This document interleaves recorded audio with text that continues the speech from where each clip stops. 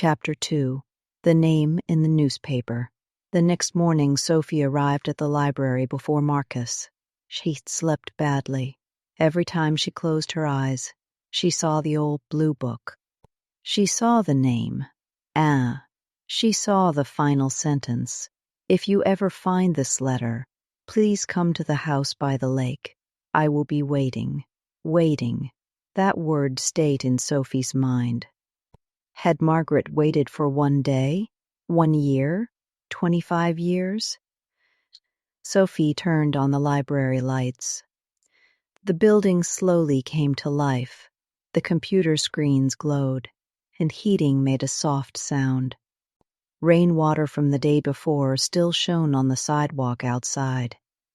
Sophie walked straight to the staff room. The blue book was exactly where she had left it. She opened the cover. For Anna. Some promises do not disappear. She took out the envelope. Then she read the letter again. This time more slowly. She looked for details she had missed. There was no address, no phone number, no last name, only Margaret. But one sentence felt important. If you ever find this letter, please come to the house by the lake. The house, not a house. The house. Maybe Anna knew which house Margaret meant. Maybe it was a family place, a vacation home, a childhood home, a place near Brookfield. Sophie opened her notebook. Who is Anna? Who is Margaret? Where is the house by the lake? Who returned the book? Then she added, was the house near Brookfield? The front door opened. Marcus came in carrying 2 coffees. You are early, he said. Sophie looked up. So are you. Marcus placed 1 coffee beside her. I thought you might need this. Sophie smiled. Thank you. Marcus looked at the open book. You are still thinking about it. I did not stop thinking about it. That is not always a good sign. Sophie showed him her notebook. I think the house might be local. Marcus sat down. Why? The letter says the house by the lake, as Anna would know it. That makes sense. And the book was returned here. Marcus nodded. So the person who returned it may live nearby. Exactly. Marcus took a sip of coffee. What do you want to do? Search local records. Marcus raised his eyebrows. That sounds official. Old newspapers, property records, library archives. You have become a detective. Sophie smiled. Only during work hours. Marcus pointed at the clock. The library opens in 40 minutes. Then we have 40 minutes. They walked to the local history room. It was a small room at the back of the library. Few people used it. The shelves held old newspapers, town maps, school yearbooks, and books about local families. There was also a computer connected to a digital newspaper archive. Sophie sat down and typed. Margaret Anna Brookfield. Many results appeared. Most were not useful. Margaret Lewis won a gardening prize. Annabelle joined the school board. Margaret and Anna were common names. Sophie tried another search. House by the lake. Brookfield. Again too many results. Vacation homes. Property advertisements. A local painting exhibition. Marcus looked over her shoulder. Try the book title. Sophie typed. The House by the Lake. Brookfield. 1 old newspaper result appeared. Brookfield Gazette. June 12, 1999. Sophie opened it.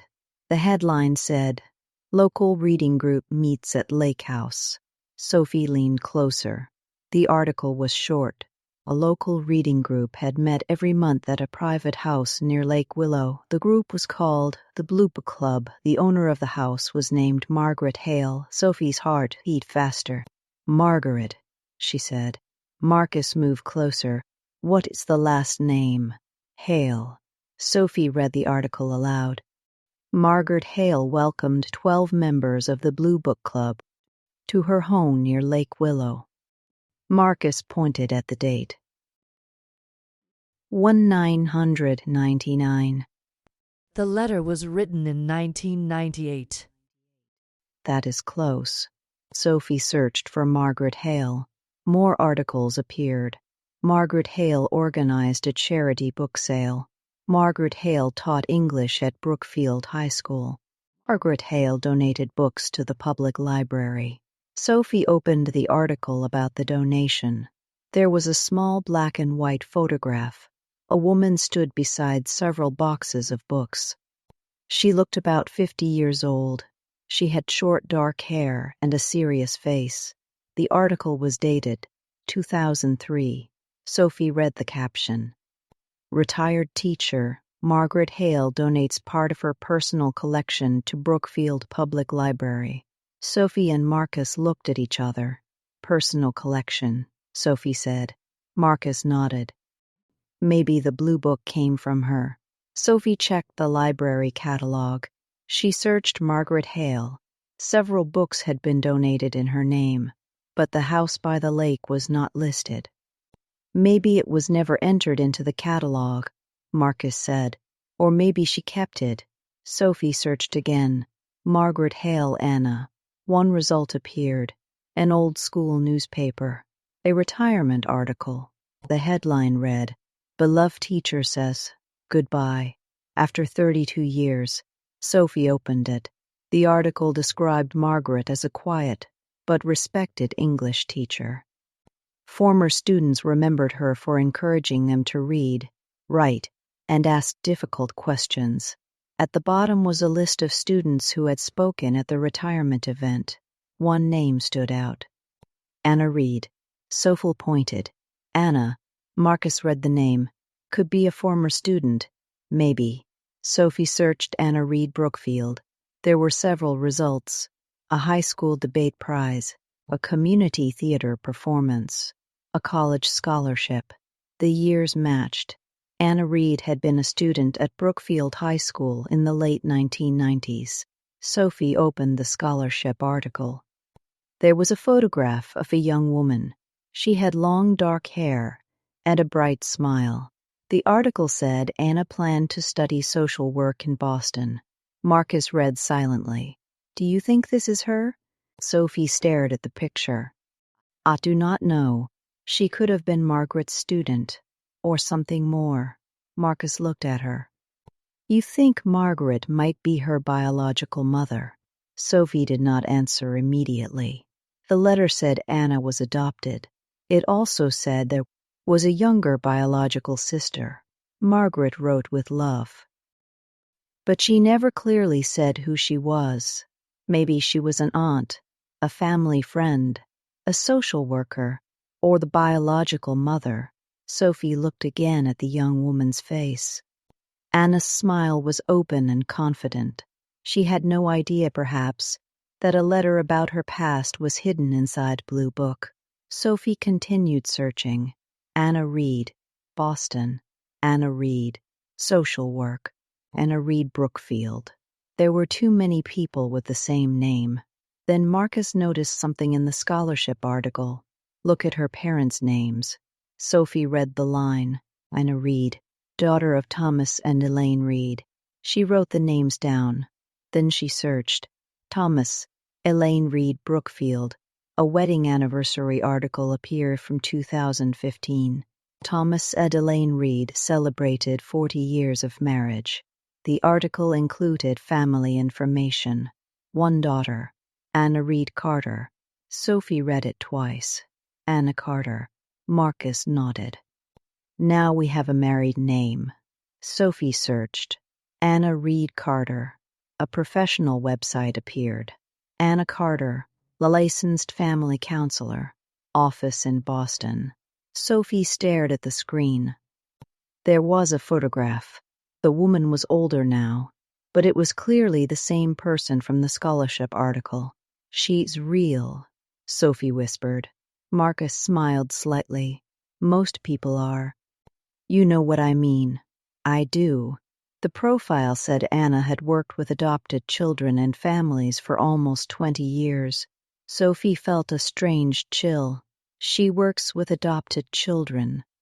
Marcus read the page. That could be connected. Or a coincidence. Another maybe. Sophie found a public office phone number and email address. She copied them into her notebook. Then she stopped. What now? Marcus asked. Sophie looked at the contact information.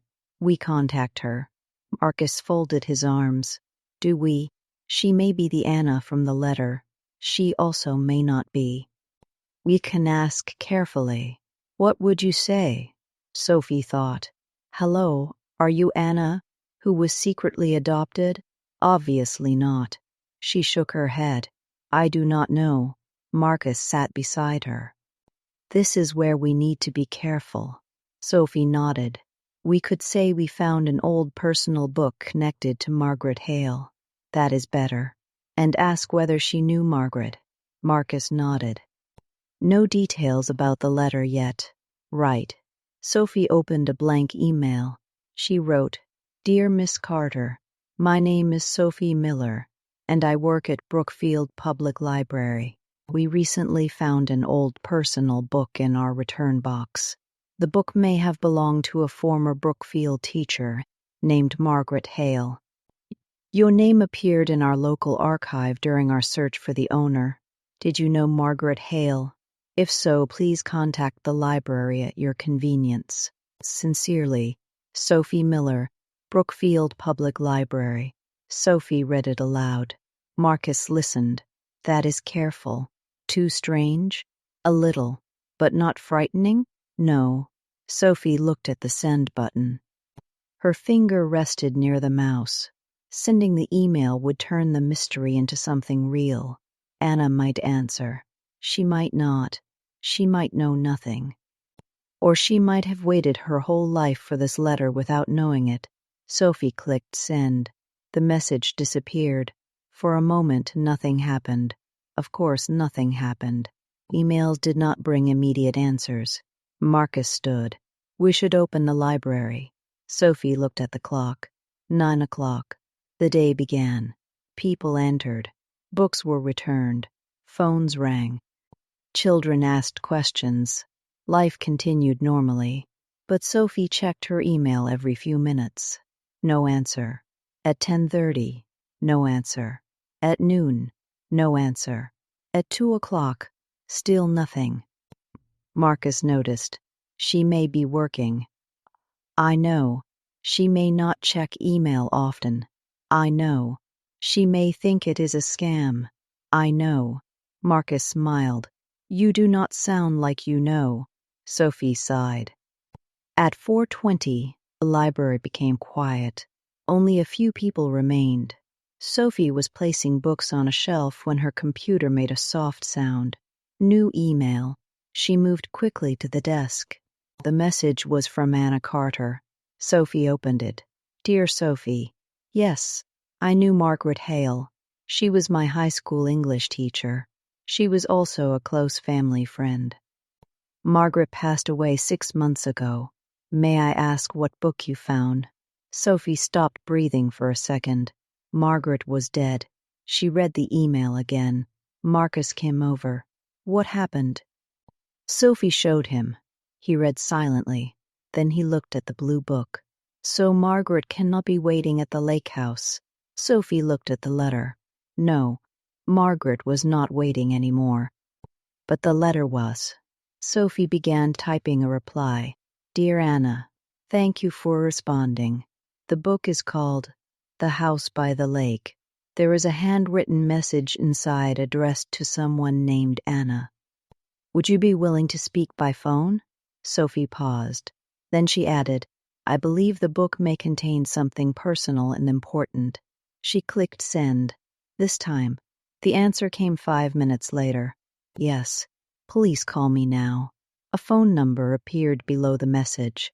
Sophie looked at Marcus. I am calling. Marcus nodded. Sophie picked up the library phone. Her hand felt cold. She entered the number. The phone rang once, twice. Then a woman answered. Hello? Sophie took a breath. Hello? Is this Anna Carter? Yes. My name is Sophie Miller. I am calling from Brookfield Public Library. There was a pause. Yes, I received your email. Sophie looked at the blue book. We found a book that may belong to you. What book? The House by the Lake. The line became quiet, very quiet. Then Anna spoke. Her voice had changed. Did you say, The House by the Lake? Yes. Another pause. Sophie could hear Anna breathing. Then Anna asked a question in a low voice. Is there a letter inside? Sophie looked at Marcus. Marcus looked back at her. Yes, Sophie said. Anna did not speak. For several seconds, Sophie heard only silence. Then Anna whispered, I have been looking for that letter for 25 years. Vocabulary break. Let us learn useful words and phrases from this chapter. Archive means a collection of old records, newspapers, or documents. For example, Sophie searched the local newspaper archive. Property records mean official information about who owns land or buildings. For example, Sophie considered checking property records. Digital means stored or used on a computer. For example, the library had a digital newspaper archive. Headline means the title of a newspaper article. For example, Sophie read the headline about the reading group. A reading group is a group of people who meet to discuss books. For example, Margaret hosted a local reading group. A private house means a home owned by a person, not a public building. For example, the group met at Margaret's private house. Retired means no longer working because of age or many years of work. For example, Margaret was a retired teacher. Personal collection means books or objects owned by one person. For example, Margaret donated part of her personal collection. Scholarship means money given to help someone study. For example, Anna received a college scholarship. A married name is the last name someone uses after marriage. For example, Anna Reed later became Anna Carter. Licensed means officially allowed to do a professional job. For example, Anna was a licensed family counselor. Counselor means a professional who helps people with emotional or personal problems. For example, Anna worked as a family counselor. Scam means a dishonest attempt to steal money or information.